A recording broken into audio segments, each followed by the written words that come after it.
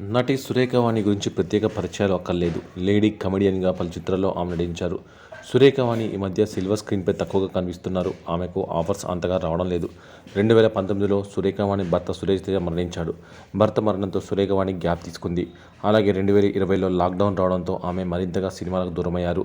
Surekhavani social మీడియాలో మాత్రం చాలా బిజీగా ఉంటుంది. ఆమె రెండో వివాహం చేసుకోవాలి అనుకుంటున్నారని అప్పుడు ప్రచారం జరిగింది. ఈ వార్తలపై సురేఖవాణి కూతురు సుప్రీత ఫైర్ అయ్యారు. మీ ప్రయోజనాల కోసం తప్పుడు రాతలు రాయకండి మండిపడింది. ఇక సురేఖవాణి సుప్రీత కలిసి వీడియోలు ఫోటోషూట్స్ చేస్తూ ఉంటారు. తల్లి కూతుల మాదిరి కాకుండా ఫ్రెండ్స్ వల్ల మెరుగుతారు. సురేఖవాణికి గ్లామరస్ ఇమేజ్ ఉంది. పలు వీడియోలు ఫోటోలు తరచుగా వైరల్ అవుతూ ఉంటాయి. అలాగే సురేఖవాణి ఇప్పుడు గుండు కొట్టించుకోవడం సంచలనంగా మారింది. సురేఖవాణి గుండు వీడియోలు వైరల్ అవుతున్నాయి. కూతురితో పాటు తిరుమల వెళ్లిన సురేఖవాణి తలనీలాలు సమర్పించింది. దర్శనం అనంతరం తిరుమల వీధుల్లో ఆమె కనిపించారు.